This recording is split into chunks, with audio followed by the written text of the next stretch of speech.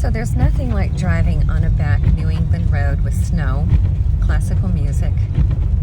I'm going very slow actually. Nobody's on the road except me, pretty much.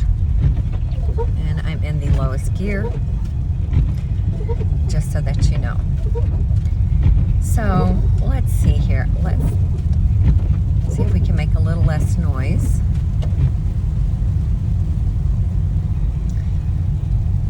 I'll tell you a little bit more about the first time that I went to Woodman's on the Rough. We went to a pumpkin patch afterwards, which was kind of a tradition nearly every year after that. We are not going to go to Hamilton, by the way, because it's dark, and that'll be another trip. Hopefully the horses will be out and we can see them. A lot of people stable their horses out at Hamilton. In fact, John's cousin used to stable a horse out there years ago. I don't know if it was in Hamilton. I'm thinking it was around that area. I worked for the Dave Edwards horse stables, and I'll have to take a look. I can't recall exactly which direction it was, but I'd like to go out and see if Dave Edwards is still out there. And if they're not, well, there are plenty to pick from, because I love the smell of the horses, the tack, just everything is such a wonderful experience. Some horse riding stories. Again, some of these I know you've heard, but I'll go ahead and tell you my horse riding experiences. I don't recall the very first time I rode a horse. I was possibly with my father as a little bitty girl on a horse. I vaguely remember something. And I don't know if it was Texas or Brazil. As far as the first time I rode a horse, probably by myself, probably was, I think we had gone,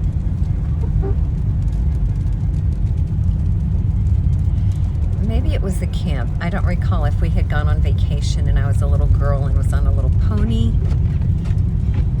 But the next time I recall was definitely at the camp when I rode this. I'd love to ride. There were two horses. The first one there was called Coitado, which means poor little thing. He was a stocky white horse, short, not much bigger than a pony. And then there was Bayou, or Bay. It was a little bigger horse. It looked a little more like a thoroughbred. And Brown.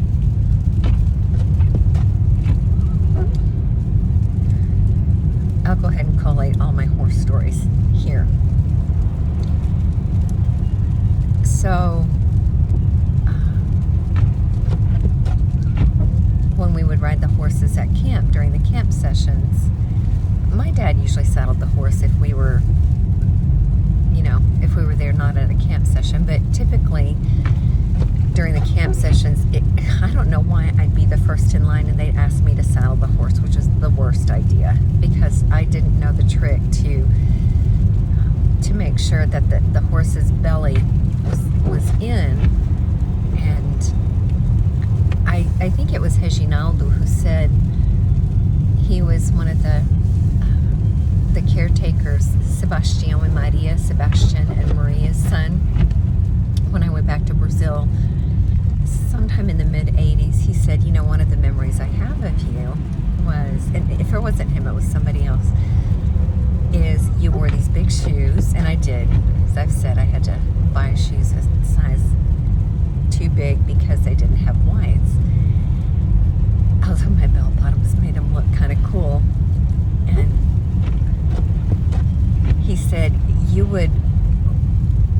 there was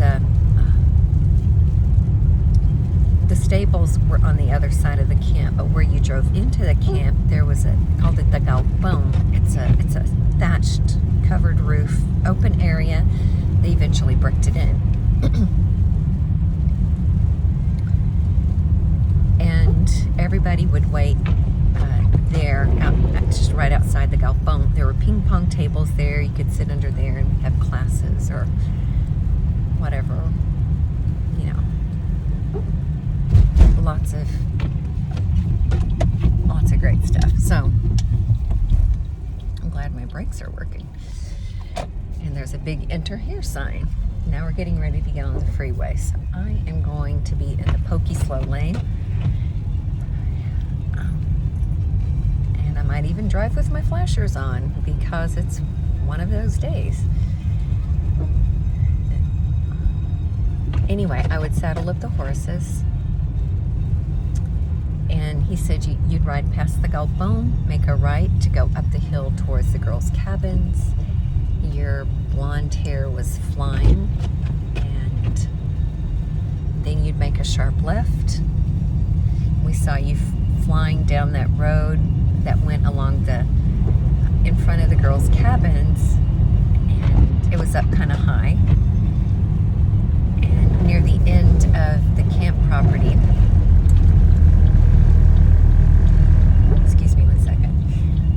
find a lane. You can't even see the lanes. Now I would like to be behind a snowplow. I was behind snowplows when the roads were clean, and everybody wanted to pass them. Now I'd like to be behind one, but that's okay. We'll just go slow, and there actually are 2 visible lanes, and nobody's driving very fast. I'm never going to catch the guy in front of me. So I would go around this corner, and there was like a thicket of some sort. And I'd go around, and sometimes I'd make it and go flying across the back side of the camp, which was a dam.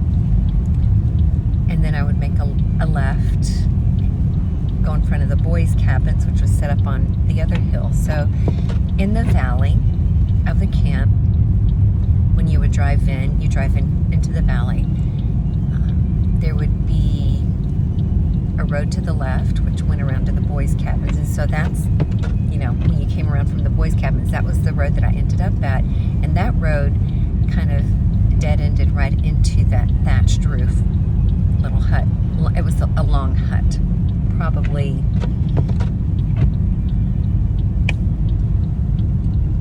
100 feet long or so. I don't know. All right. We're going to go slow here, people. Texas driver. Sounds like turbulence. I am very risk averse. For being risk averse, I've been on a lot of adventures. But anyway, but there were those times where I would fall off the horse.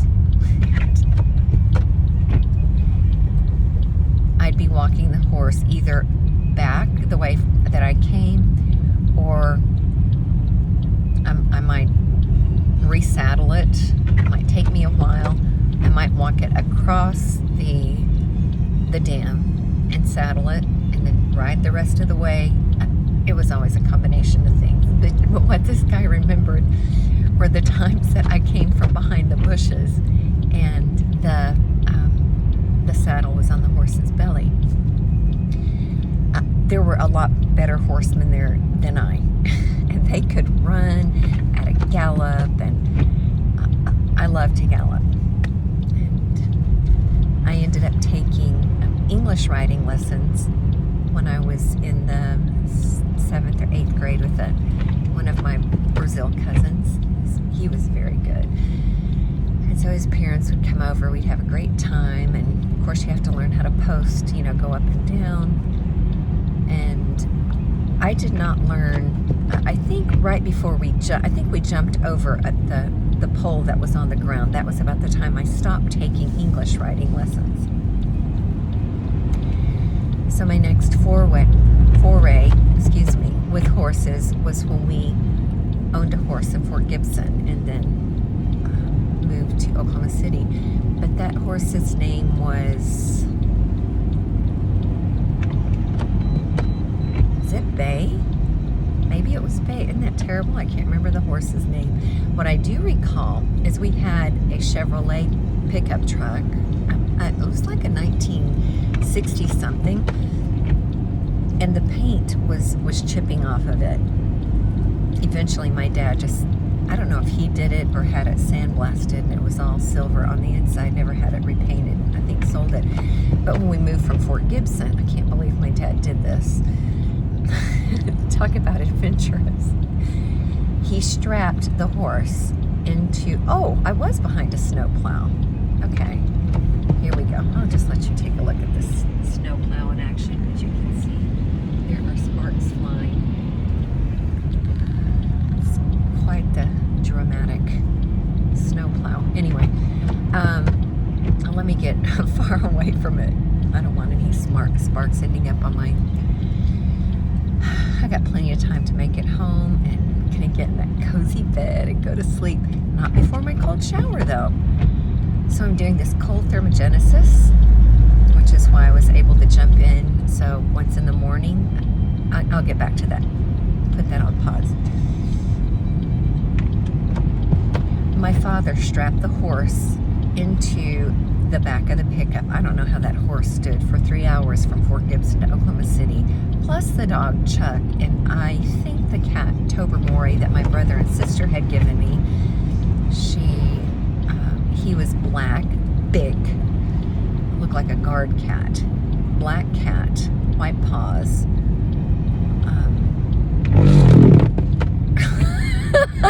Excuse me. Goodness, that sounded awful. Okay.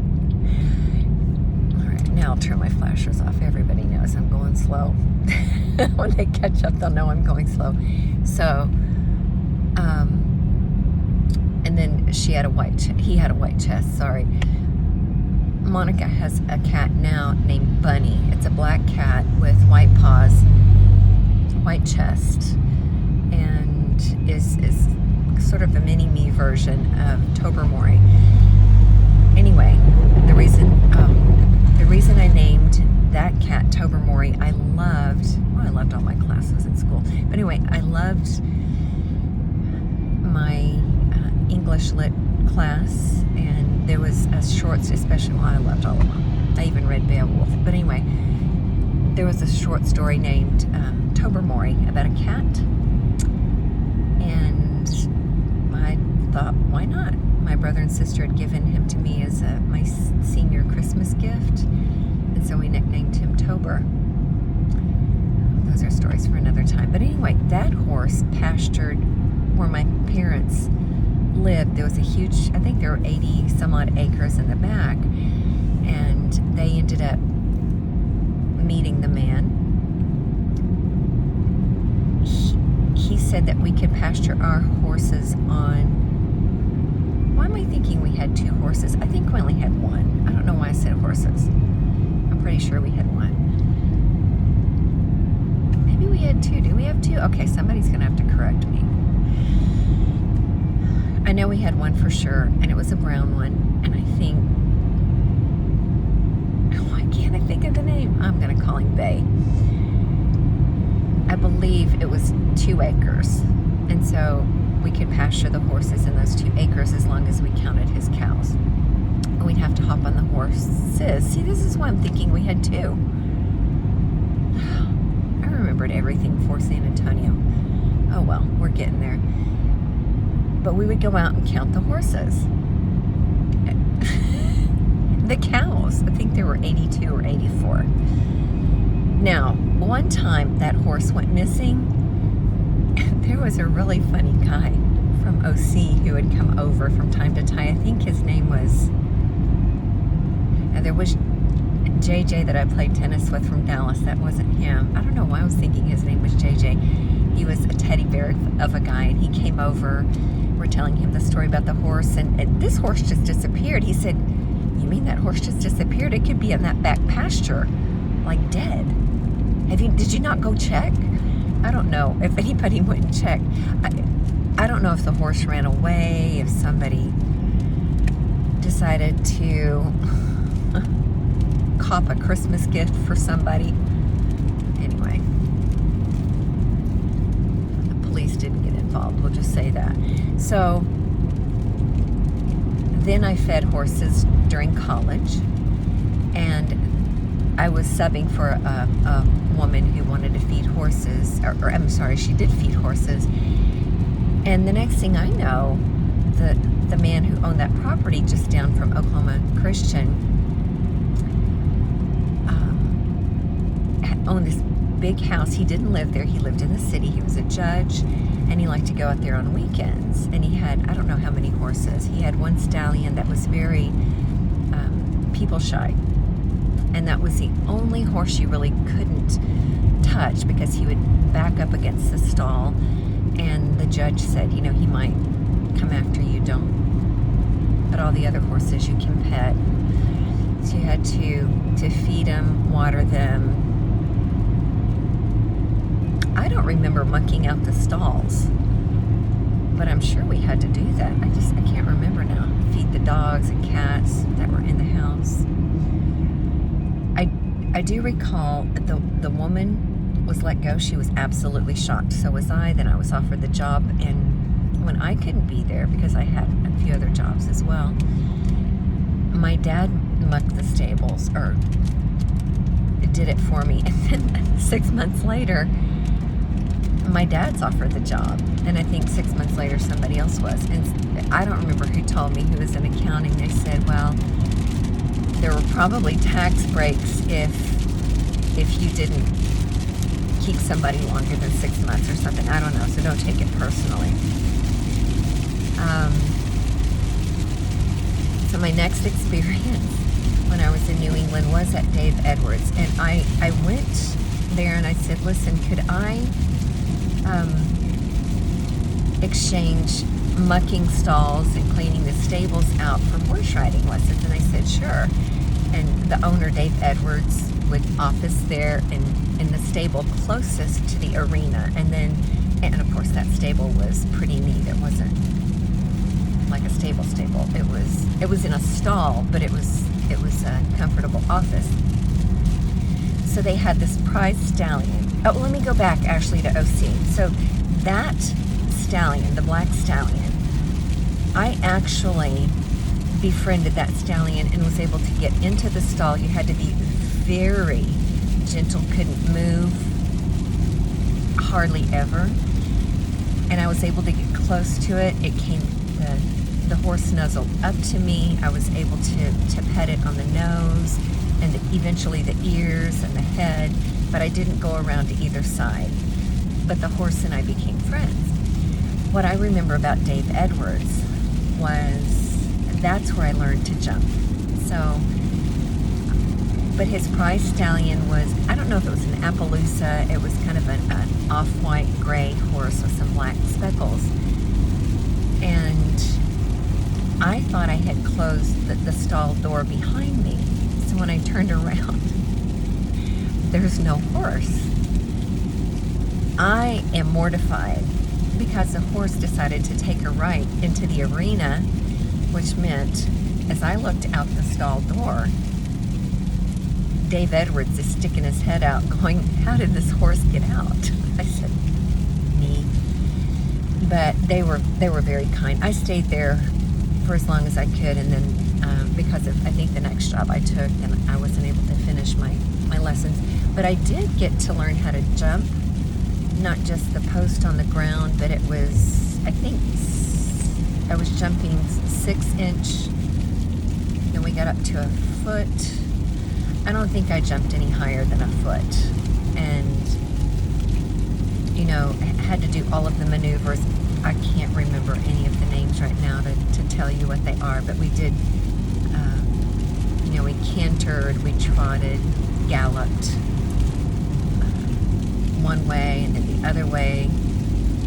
Had to learn to back up, make sure that we controlled the horse, knew how to turn the horse safely.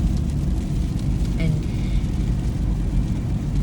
after that was about 4 or 5 years ago in Houston. I might remember something that happened in between New England and Houston 5 years ago. But what I do recall is I took lessons with a friend, and that's where I learned how sensitive horses are. They have, 60 hertz of wattage going through their body, and we have 6, so they're 10 times more sensitive than we are. So if you're very calm and whatnot, that the horse will trust you. Now, there are horses who are trained to deal with people who aren't comfortable with horses, because if you get nervous or skittish, the horse won't do anything. It will cooperate with you. It won't be flighty. Now, something else might spook it, but you won't spook it. So I rode, I think it was called an Egyptian Arabian named Samir. He was very, very sensitive. I could do anything on that horse, and I think we trotted, galloped, cantered. Had to learn to get on and off the horse safely. This time I stepped on a stepping stool. Typically I would step up on the horse, which I like because it really gives me a lot of exercise. Oh, by the way, the difference between there may be another saddle, but I know that there are the two saddles that I rode on in Brazil were the Western saddle that has the saddle horn in front, and then the English style, which does not have a saddle horn. So you've got to be very balanced on that. And there is a place at the front of the saddle where you can put your hand underneath the front on an English saddle. They're much lighter weight, so they're easier to put on the horse and take off. You can carry it practically with one hand, whereas a regular Western saddle you usually have to carry with 2 hands. Again, there may be other saddles that I don't know. There's a lot that I don't know. So anyway, life is fascinating. When I was in Oklahoma, and then in New England and back in Houston, I did the Western saddle. So I was used to pulling up on the saddle horn to get on the saddle that way. But I did the steps, we went backwards, we went through the bushes in the back, which now a lot of that particular stable has been remodeled. They have a gate on it now, and it was bought by somebody who wanted to really, do the stables upright. And there's a big parkway that runs through sort of the backside. And when we would ride back there, we saw where the parkway was going to come. Well, now the parkway's back there, and they need to secure that and be safe. So I'm going to have to go because there is a big old snow plow behind me.